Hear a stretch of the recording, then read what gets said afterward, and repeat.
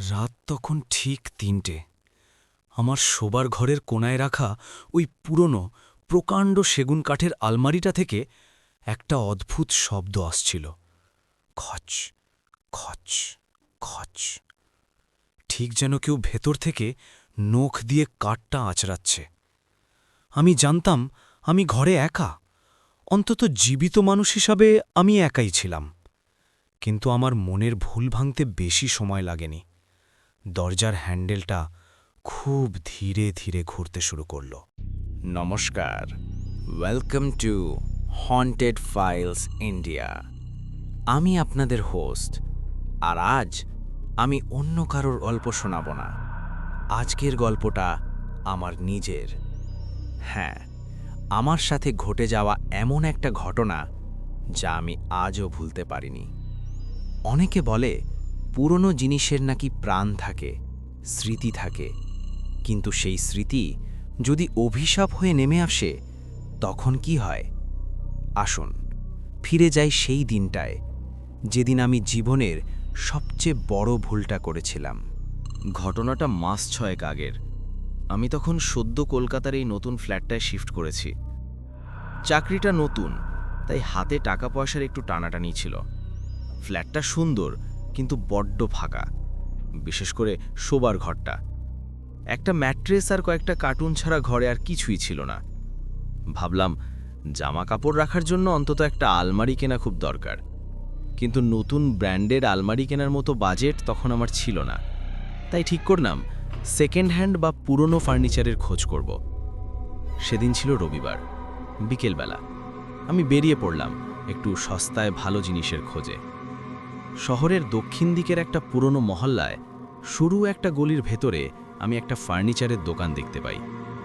দোকানটা ঠিক সাধারণ দোকানের মতো ছিল না। বাইরে থেকে দেখে মনে হচ্ছিল কোনো পুরনো গুদাম ঘর। ধুলো জমা কাঁচের ভেতর দিয়ে আবছা দেখা যাচ্ছিল ভেতরটা। আমি দরজা ঠেলে ভেতরে ঢুকলাম। দোকানের ভেতরটা অদ্ভুত রকমের ঠান্ডা। বাইরে গনগনে রোদ, কিন্তু ভেতরে যেন কনকনে শীত। বাতাসে একটা পুরনো কাঠ আর ন্যাপথালিনের গন্ধ মেশানো ছিল। কাউন্টার বা রিসেপশনে কেউ ছিল না। আমি এদিক ওদিক তাকালাম। পুরো দোকানটা ঠাসা পুরনো ফার্নিচারে। ভিক্টোরিয়ান আমলের চেয়ার, বিশাল বড় বড় আয়না আর ধুলোমাখা সব টেবিল। হঠাৎ দোকানের একদম পেছনের দিক থেকে একটা খসখস শব্দ হলো। আমি এগিয়ে গেলাম। সেখানে আবছা অন্ধকারে দাঁড়িয়েছিল ওটা, একটা বিশাল সেগুন কাঠের আলমারি। আলমারিটা দেখেই আমি থমকে গেলাম। ডিজাইনটা বেশ পুরনো আমলের। দরজার পাল্লায় খুব সুন্দর করে লতাপাতা খোদাই করা, আর ঠিক মাঝখানে একটা বড় গোল আয়না বসানো।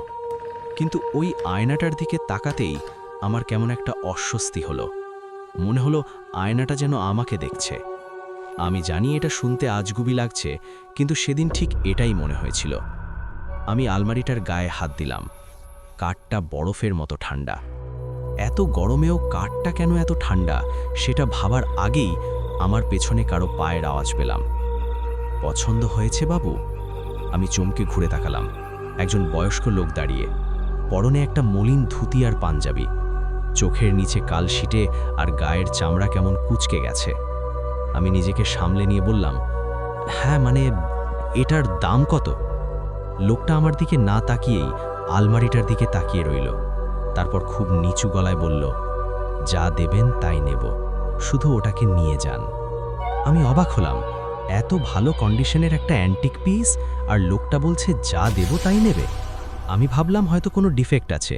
আমি ভালো করে চেক করলাম, কিন্তু কোথাও কোনো খুঁত নেই। আমি ভয়ে ভয়ে একটা খুব কম দাম বললাম। ভেবেছিলাম লোকটা না করে দেবে, কিন্তু অদ্ভুতভাবে সে এক কথায় রাজি হয়ে গেল। শুধু বলল, আজ রাতেই ডেলিভারি দিয়ে দেব, ঠিকানাটা লিখে দিন। আমি যখন ঠিকানা লিখছিলাম তখন লক্ষ্য করলাম লোকটার হাত কাঁপছে, যেন সে খুব ভয় পাচ্ছে, অথবা সে খুব তাড়াতাড়ি আপদ বিদায় করতে চাইছে। দোকান থেকে বেরিয়ে আসার সময় আমার মনে হলো লোকটা আমার দিকে তাকিয়ে বিড়বিড় করে কিছু একটা বলল। কথাটা স্পষ্ট শুনিনি, তবে মনে হলো সে বলল, সাবধানে থেকো। আমি তখন ওসব কথায় কান দিইনি। সস্তায় এত ভালো জিনিস পেয়ে আমি তখন মনে মনে বেশ খুশি। কিন্তু আমি জানতাম না আমি আলমারি কিনিনি, আমি আমার নিজের সর্বনাশ কিনে এনেছি। সেদিন রাত 10টা নাগাদ আলমারিটা আমার ফ্ল্যাটে এলো। দুজনে মিলে ওটাকে ধরাধরি করে আমার বেডরুমে রেখে দিয়ে গেল। ওরা চলে যাওয়ার পর আমি দরজা বন্ধ করে ঘরে এলাম। ঘরটা কেমন যেন পাল্টে গেছে মনে হলো। সেই একই ঘর, একই আলো, কিন্তু আলমারিটা আসার পর থেকে ঘরের বাতাসটা যেন ভারী হয়ে গেছে। আর ওই গন্ধটা, সেই পুরনো কাঠ আর ন্যাপথালিনের গন্ধটা যেটা দোকানে পাওয়াই যাচ্ছিল, সেটা এখন আমার সারা ঘরে ছড়িয়ে পড়েছে। আমি আলমারির আয়নার সামনে গিয়ে দাঁড়ালাম। আয়নায় নিজের প্রতিবিম্ব দেখলাম, কিন্তু কেন জানি না মনে হলো আয়নার ভেতরের আমিটা আমার চেয়ে একটু বেশি স্থির। চোখের ভুল ভেবে আমি আলমারিটা খুললাম। ভেতরটা বিশাল। জামাকাপড় গোছাতে শুরু করলাম। কাজ শেষ করে যখন শুতে গেলাম তখন প্রায় রাত 12টা। ক্লান্ত ছিলাম, তাই তাড়াতাড়ি ঘুম এসে গেল। কিন্তু গভীর রাতে আমার ঘুমটা ভেঙে গেল একটা শব্দে। কট কট কট। শব্দটা খুব আস্তে, কিন্তু নিস্তব্ধ রাতে বেশ স্পষ্ট। আমি চোখ মেললাম না।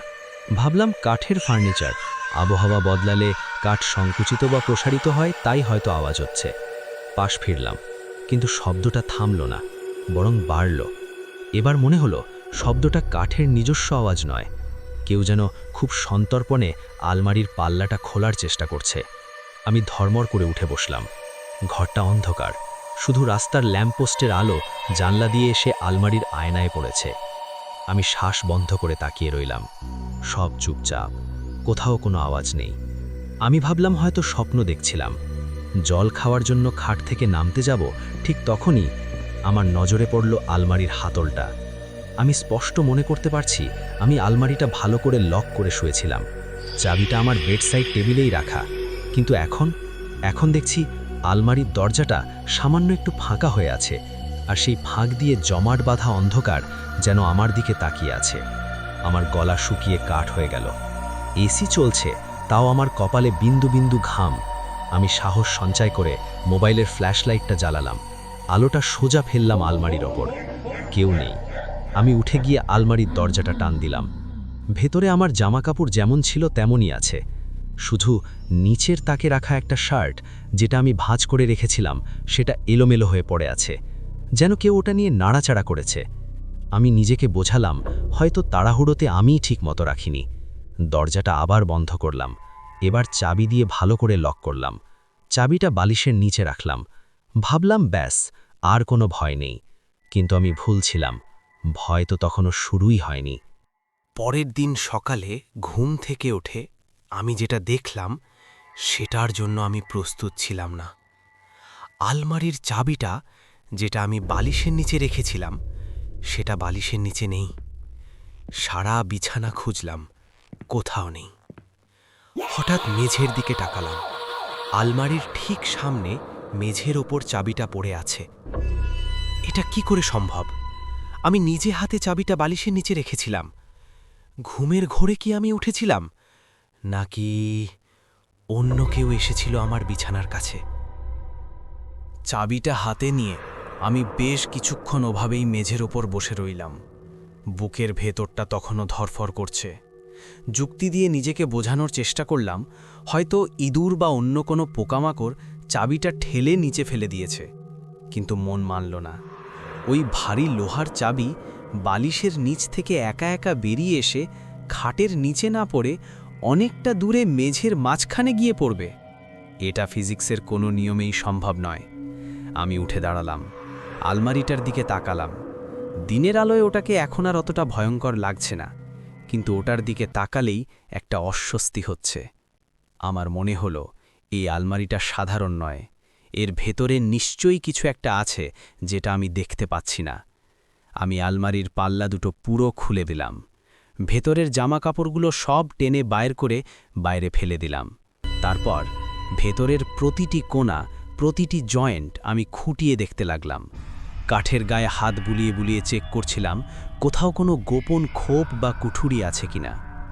নিচের তাকটার কাছে আসতেই আমার হাতটা থমকে গেল। আলমারির একদম নিচের তক্তাটা অন্যগুলোর চেয়ে একটু আলাদা মনে হলো।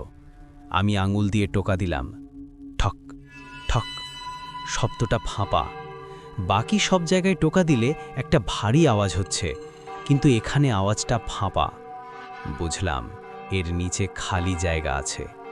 আমি রান্নাঘর থেকে একটা স্ক্রুড্রাইভার আর একটা ছুরি নিয়ে এলাম। তক্তাটার এক পাশে ছুরিটা ঢুকিয়ে গায়ের জোরে চাড় দিলাম। মট করে একটা শব্দ হলো আর তক্তাটা আলগা হয়ে উঠে এলো। আমার অনুমান সঠিক ছিল, ওটা একটা ফলস বটম বা গোপন কুঠুরি। ভেতরে ধুলোর আস্তরণ জমে আছে, আর সেই ধুলোর মধ্যে একটা লাল শালু কাপড়ে মোড়া পুরনো একটা খাতা বা ডায়েরি পড়ে আছে। আমি কাপা কাপা হাতে ডায়েরিটা তুলে নিলাম। কাপড়টা সরাতেই নাকে একটা তীব্র গন্ধ এলো, পুরনো কাগজ আর পোড়া কাঠের গন্ধ। হ্যাঁ, ঠিক যেমন শ্মশানে কাঠ পুড়লে গন্ধ হয়, ঠিক সেরকম একটা গন্ধ ওই ডায়েরিটা থেকে বেরোচ্ছিল। ডায়েরির মলাটটা চামড়ার, কালছে হয়ে গেছে। প্রথম পাতাটা উল্টালাম। ঝরঝরে কালিতে গোটা গোটা অক্ষরে নাম লেখা, অবিনাশ চক্রবর্তী, 1998 সাল। আমি জানতাম না এই অবিনাশ কে বা এই আলমারিটা তার কাছে কি করে এলো, কিন্তু কৌতূহল সামলাতে না পেরে আমি পাতা উল্টাতে শুরু করলাম। প্রথম কয়েকটা পাতায় বাজার খরচ আর সাধারণ হিসেব লেখা, কিন্তু তার পরের পাতাগুলোয় এমন কিছু লেখা ছিল যা পড়ার জন্য আমি প্রস্তুত ছিলাম না। আমি বিছানায় বসলাম। বাইরে তখন দুপুর, কিন্তু ডায়েরিটা পড়তে পড়তে আমার চারপাশটা যেন আবার অন্ধকার হয়ে আসতে লাগল। অবিনাশবাবু লিখছেন, 15ই নভেম্বর 1998। আজ আমার পোস্টিং হলো উত্তর 24 পরগনার এক প্রত্যন্ত স্টেশনে। স্টেশন মাস্টার হিসাবে এটাই আমার প্রথম চাকরি। জায়গাটা বড্ড নির্জন। স্টেশনের প্ল্যাটফর্ম বলতে একটাই, আর সারাদিনে হাতে গোনা কয়েকটা ট্রেন থামে। কিন্তু সমস্যা সেটা নয়, সমস্যা হলো আমার থাকার জায়গাটা। সরকারি কোয়ার্টার দিয়েছে বটে, কিন্তু এটার অবস্থান খুব একটা সুবিধার নয়। স্টেশন থেকে অনেকটা দূরে, ঝোপঝাড় তেড়িয়ে একটা পুরনো আমলের একতলা বাড়ি। বাড়িটা ব্রিটিশ আমলের, ইটগুলো শ্যাওলা পড়ে কালো হয়ে গেছে। কিন্তু সবচেয়ে ভয়ের ব্যাপার হলো কোয়ার্টারের সীমানা প্রাচীরের ঠিক ওপাশেই আদি গঙ্গা বয়ে গেছে, আর নদীর ঠিক পার ঘেঁষেই এলাকার সবচেয়ে বড় শ্মশানটা। দিনের বেলা জায়গাটা দেখতে বেশ শান্ত লাগে, গাছপালা, পাখির ডাক, নদীর হাওয়া। কিন্তু সন্ধে নামলেই এই জায়গার রূপ পাল্টে যায়। আজ প্রথম রাত। আমি জানলা খুলে বিছানায় শুয়েছিলাম। হঠাৎ খেয়াল করলাম জানলা দিয়ে সোজা শ্মশানের চুল্লিটা দেখা যাচ্ছে। একটা চিতা জ্বলছে দাউ দাউ করে। আগুনের শিখাগুলো অন্ধকারের মধ্যে কেমন যেন লকলক করছে। বাতাসে পোড়া মাংসের গন্ধ ভেসে আসছে। আমি উঠে গিয়ে জানলাটা বন্ধ করে দিলাম, কিন্তু শব্দটা বন্ধ করতে পারলাম না। শ্মশান যাত্রীদের সেই সমবেত ধ্বনি, বল হরি হরি বল। নির্জন রাতে ওই আওয়াজটা কানের পর্দায় এসে বিঁধছিল। রাত তখন প্রায় 2টো হবে।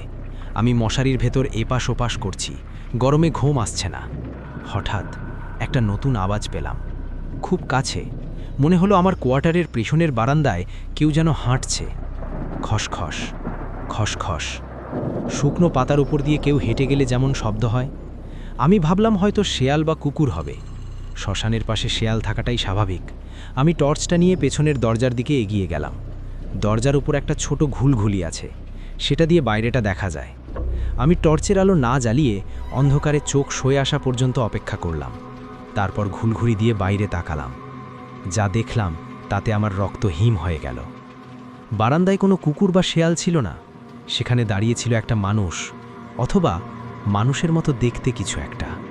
লোকটার পরনে কোনো জামা নেই, শুধু একটা নেংটি পরা, সারা গায়ে ছাই মাখা, চুলগুলো জট পাকানো, পিঠ পর্যন্ত নেমে এসেছে। সে আমার দরজার দিকে পিছন ফিরে দাঁড়িয়েছিল। আমি ভাবলাম হয়তো কোনো অঘরী বা শ্মশানযাত্রী ভুল করে চলে এসেছে। আমি সাহসে ভর করে ডাক দিতে যাচ্ছিলাম, কে ওখানে?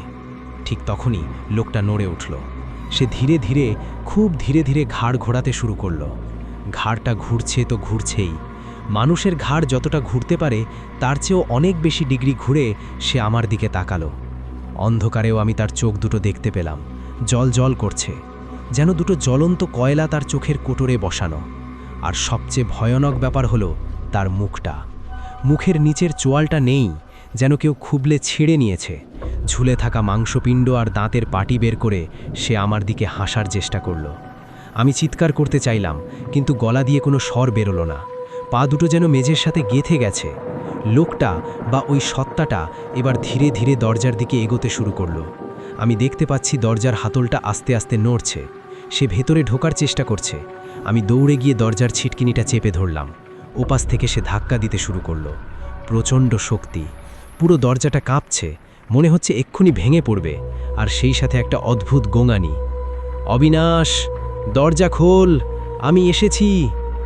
আমার নাম, এই জনমানবহীন শ্মশানের পিশাচ আমার নাম কি করে জানল?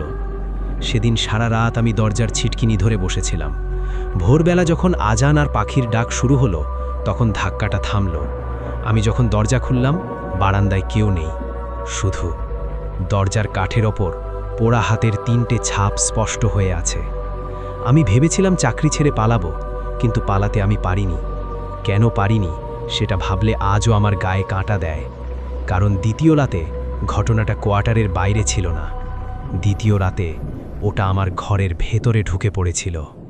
ডায়েরির এই পাতাটা পড়ার পর আমার হাত থেকে খাতাটা পড়ে গেল। ঘরের এসিটা 16তে চলছে, তাও আমি ঘামছি। অবিনাশবাবু কি সত্যিই কোনো পিশাচকে দেখেছিলেন, নাকি এটা তার মনের ভুল ছিল? আর সবচেয়ে বড় প্রশ্ন হলো, এই ডায়েরিটা আমার আলমারিতে কেন? অবিনাশবাবুর সাথে এরপর কি হয়েছিল? আমি কাঁপা হাতে ডায়েরিটা আবার মাটি থেকে তুলে নিলাম। পরের পাতাকা উল্টাতেই হঠাৎ আমার শোবার ঘরের দরজাটা, যেটা আমি লক করে পড়তে বসেছিলাম, সেটা দাঁড়াম করে খুলে গেল।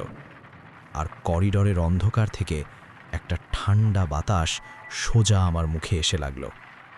বাতাসটা শুধু ঠান্ডা নয়, তাতে সেই একই গন্ধ, পোড়া কাঠ আর পচা মাংসের গন্ধ।